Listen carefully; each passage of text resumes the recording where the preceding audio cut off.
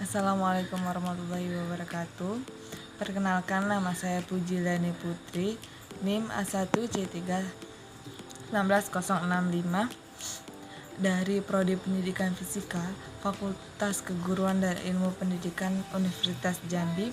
Di sini saya akan menjelaskan tentang fungsi generator, cara kerja dan bagian-bagian dari fungsi generator tersebut. Fungsi generator merupakan suatu alat yang menghasilkan sinyal atau gelombang sinus di mana frekuensi serta amplitudenya dapat diubah-ubah. Pada umumnya, dalam melakukan praktikum ini, fungsi generator dipakai bersama-sama dengan osiloskop.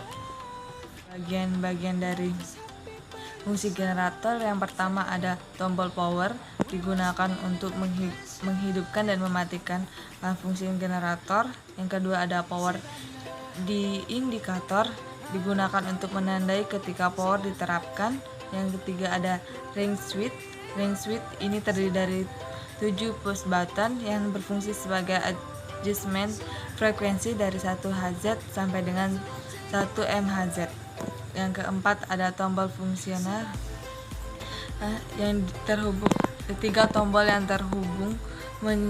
terhubung menyediakan pilihan bentuk gelombang yang diinginkan seperti gelombang pulsa, segitiga, dan sinusoidal.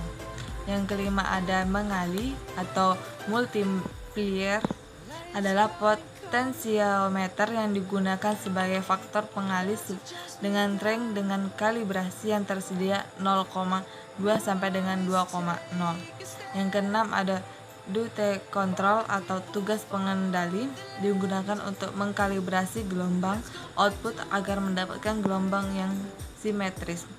Yang ketujuh ada pulse invert, sebuah push button yang digunakan untuk membalikkan waktu simetris yang diset pada duty control. 8 ada DC offset atau pull ADC.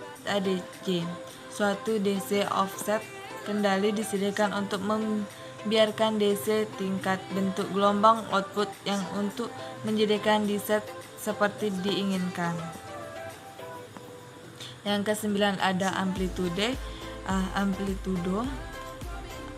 Mengatur amplitude menyediakan 20 desibel dari attenuation dari bentuk gelombang. Yang ke-10 ada ATT. Ketika tombol ditekan di editor 20 desibel disediakan oleh pengendali amplitudo maksimumkan dari 40 desibel dari attenuation di output. 11 ada output.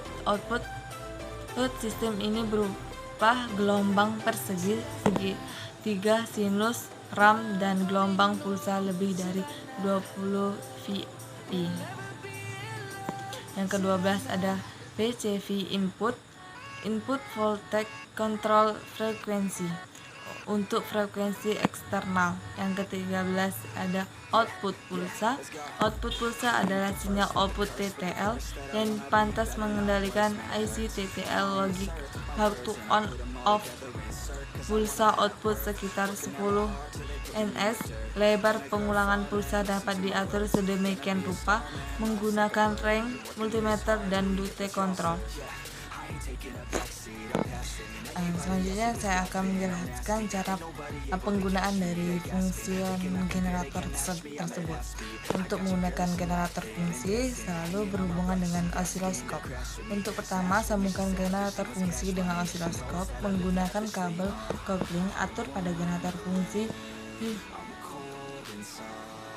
menggunakan sinus, segitiga, atau kotak. Atur semua frekuensi amplitudo yang terdapat pada tiap-tiap bagian. Jangan lupa juga untuk mengatur frekuensi menggunakan berapa Hz. Hidupkan power supply. Sambungkan kabel BNC ke konektor yang diinginkan. Misal jika ingin menghasilkan sinyal output TTL, maka konektor dihubungkan pada konektor TTL atau CMOS. Dan jika untuk sinyal sinusoidal dan segitiga, hubungkan pada output 50 ohm untuk menghasilkan frekuensi gelombang kotak.